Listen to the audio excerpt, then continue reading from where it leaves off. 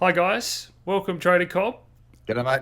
Today we're going to talk about what's going on, a bit of a reality check for some projects, and there's also some bright spots as well. Yeah, mate, I think it's a pretty good time to. Honestly, the angle of this sort of come from me the other night by myself, looking at the chart, spending some time doing some research, and I look back in history a lot. And I went through and you look at the charts now and you zoom in, you go, oh, it's all doom and gloom. The 9 months of this year have been, it's been pretty tough, right? We all know that. But I mean, things turn so quickly, and like the example that I saw that really caught my attention was Ripple. I mean, we're back at 30 cents, or roughly 30 cents, right? When we were last at 30 cents was December, I think early December last year, and we went from 30 cents to a peak of $3.30 within a month. So it just made me sort of think, we're here for a reason. We are here to effectively, we are here to, I guess the wrong phrase, but to get rich quick. Just be patient throughout these bad times. If you believe in the space, I'm sure it'll come back.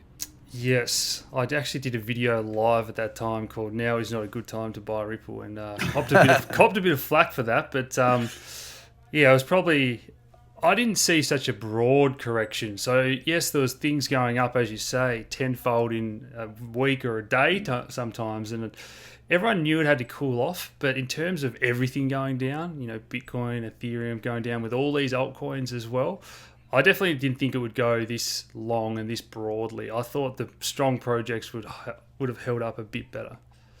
Yeah, look, and some of the strong projects have held up a little bit better, and some haven't. But I think the reality check, I suppose, is that we're all very much of the opinion that when Bitcoin sneezes, the rest of the market catches a cold. But we're pretty aware of that, especially now. We've seen the dizzying heights of December, October, November, December, and a lot more people in there. You've been around a lot longer than most, Alex. You've been through this a lot more, and I suppose that's why you've got such a steely resolve. But when I went back and looked, it's like if I wanted to just be trading, just ticking along, I'd stay where I was trading. I'd be in FX, I'd be trading commodities, all that sort of stuff. But the explosive growth in this sector is what's really got me excited. And if we just do a little bit more digging, we look at the market cap at 200 billion or thereabouts, right where we are today. I don't see this market being overvalued at a trillion. Perhaps at this day, yes, we've got to have a lot more come into the space, but we've got to remember why we're here. We are here for these phenomenal moves. Now, next time we see a phenomenal move, and I do believe there will be next time. I mean, otherwise, why would we be doing what we do and working as hard as we do, and you know, effectively taking a bath on our investments like we do? Trading's a different story, but as far as investing goes, it's a good time to invest in the projects that you still have a lot of faith in. But I've taken a bath, like the viewers. It's the understanding of what is possible if you truly believe it. It can turn, like it can turn so quickly, like quicker than any other market. So it's just sort of okay, it's tough at the moment. Yep, we get it. It could go lower, but I still haven't got any less enthusiasm for this marketplace because of it. No, and people that have done really, really well have been patient for 5, 6, 9 years if you were the really early Yep. adopters that have killed it. Now, if you want Bitcoin to go to an all time high next month or next year, draw that on a chart and you've got to say, well, where do I want it to be in 5 years and 10 years and what is actually realistic and sustainable? But definitely exponential growth is still here because of how small the Yeah. number of people are in the space. Everything from last year, we saw people that didn't even really know how to send Ethereum to an ICO. So there's still that technical limitation of even people that can do this stuff. And then we've got a broader macro argument of how much money's being printed around the world. And I clearly remember a few years ago, some of the newsletters are selling you the, they call it the fear porn. Markets are going to crash and Yep. all that sort of stuff. And other guys were saying there's been so much money. It's going to try and find a home. The Fed are going to have everyone's back. It's just going to keep going up no matter what. And that's crazy. And Yep. some of the stock market portfolio guys have really struggled that do fundamentals and valuations because a lot of it's out the window. And Yeah. so money, there's lots of money that wants a home, and crypto is a pretty small asset class, which is Yep. another reason. And if you consider, I mean, again, diving deeper into that perspective point of view, we're at 200 billion, right? Last time we were at this 200 billion mark, we didn't have, like today, they're using the blockchain for or is it Citibank? There's 15 big companies coming together that are talking about using blockchain. Now, they were never talking about that last year, not publicly. We got Goldman Sachs stepping into the space. The amount of positive news, and not just news, because the news is the afterthought of the project, or the ideas coming together and culminating into an actual project. We've been at 200 billion before with none of this positivity. We're at 200 billion now with all of this positivity. We are so much further ahead than last time we were at this point in the game, and it won't take much. That's the thing with this market. That's why I love this space so much. It doesn't take much to set this thing off on its next fly. It's really important to remember that. And if everything's correlated to Bitcoin, I've done those detailed videos about why that is, but everything's going to go up.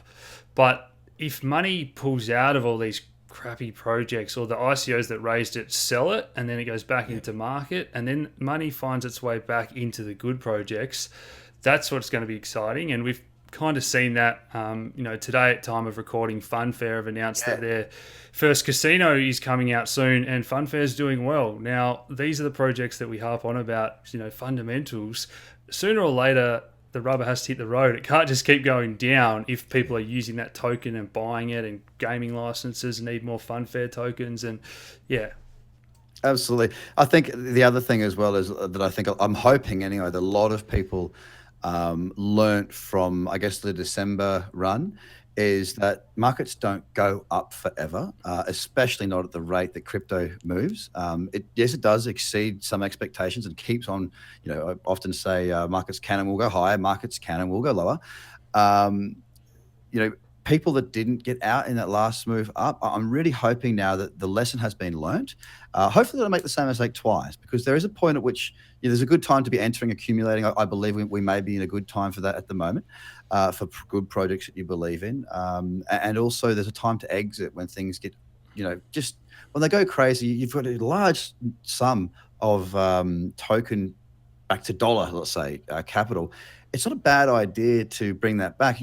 For those that came in last year, you've seen the run up, you might not have sold, and you might be sitting there a bit salty right now.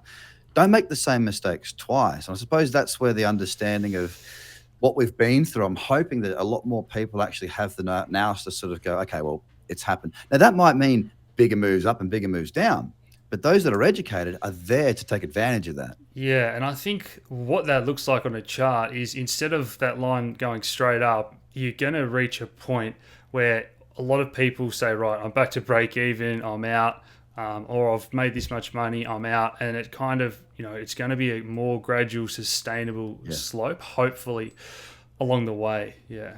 That'd be nice. It's always wise to minimize your risk. I mean, that's what I always harp on about is minimizing your risk. When things go well, if you think it's going to go better, fine. But don't put all your eggs in that basket. Take some profit, because generally when crypto does move, the profits are staggering. And it's always nice to know that you sold it. Yes, it went up an extra 2x, but that's okay, because I just made 5. And that money is with me now, or it's in Tether, or it's in Bitcoin, or it is wherever it is. But it's important to have a plan and a strategy around your entry, your exit, and also not just that, how to scale in. I know you've done videos on that, so have I, and how to scale out. Because scaling out, people buy and they do well, but there's not realized profit until they actually pull some back. So I'm really hoping that the emotion that's gone into this year, a lot of education has taken place this year for a lot of people that are new to the space, and that aren't new to the space. And I really hope that for our communities and the whole community, that it allows them to make better decisions moving forward for the next run.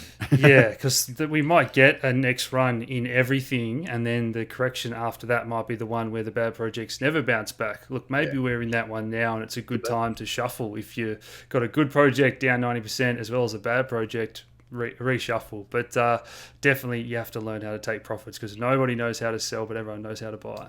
Yep, I couldn't agree more. Cool. That's a good note to finish on then.